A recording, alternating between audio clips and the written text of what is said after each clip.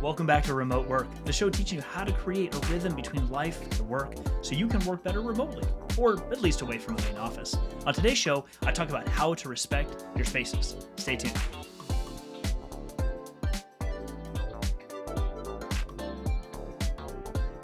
You live in a place. It could be a house, apartment, condo, whatever the space happens to be. And in that space, you have places designated for activities, such as eating, sleeping, doing work, and others. So today we're going to talk about respecting those spaces. And what does that mean? Well, when you work at home, or more importantly, when you just work remote either some portion of the time or all of the time, you really need to make sure that you're respecting the places in your home, the place that you call home, for the activities they are designated for. So let's take an example.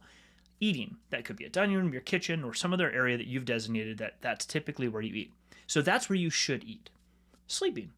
Most often you do that in a bedroom or some other place where you have your bed or a thing that you call your bed. That's where you should sleep.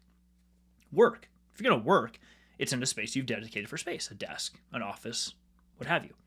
What I really want to reinforce is when you work remote, one of the most important things, I should get that right, one of the most important things for you is to do those activities in the places you've designated. And here's why.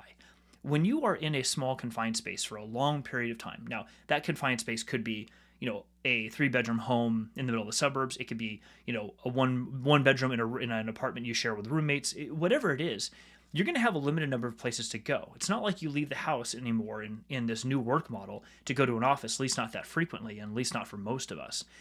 So if you're going to be in this place, making sure that you eat where you've designated to eat, you sleep where you've designated to sleep, you do things like work in the space you've designated for work, and also, as importantly, you read or be distracted by things like TikTok and videos and YouTube or whatever, or work out in their own space.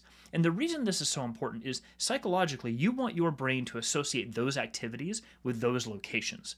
One of the worst things you can do for yourself and your own mental health is to conflate things like sleep and work, or, eating and reading or other activities. And it's not inherently that things like, let's say, eating and reading together, not inherently a bad thing. Where it becomes a problem are things where you conflate those activities with work.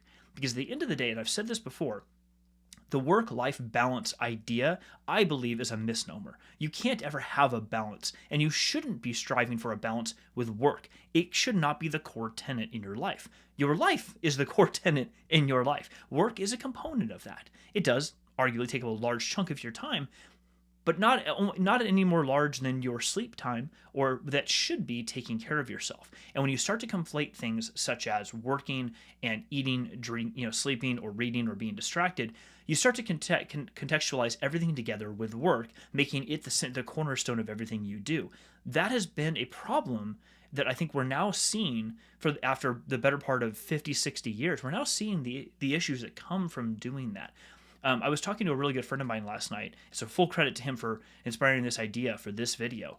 And he said that he finally realized he had to respect his spaces, and it came to a head when he realized he was so busy working these long 12-hour days that he was considering getting a coffee maker for his office. And then shortly thereafter, he was also considering getting some sort of like hide-a-sofa or nice couch so he could take his naps in his office and then just walk back to his desk when he was done.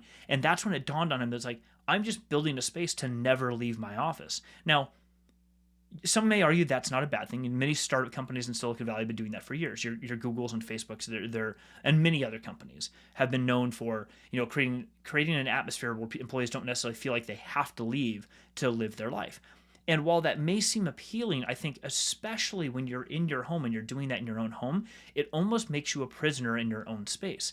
You should feel like always, for your own mental health, that you can get up and leave work and go live. Whatever those other activities are that you need to do, you can go do them, and they do not need to have any contact or any connection with work, with the thing you call work, that you earn a living that should support your life existing. And so I really want to reinforce that the longer that you work in your home, or that you work remote, or that we live in a hybrid world, which I firmly believe is what our world is going to continue to look like, and it will just continue. We're not going backward. We're only going to go forward. It becomes so much more important for your own mental health and your physical health and your well-being and your own life. Let's just be honest, your own life. You should be able to live your life. You should be working to live, not the other way around. And one of the key things to remember is respect your spaces. Respect your spaces. Thanks for watching. If you like this video, please give it a thumbs up and let me know in the comments which spaces have you made sacred in your home. And if you want to see more of my videos on hybrid work or just generally geeky stuff, hit the subscribe button. See you next time on Remote Work.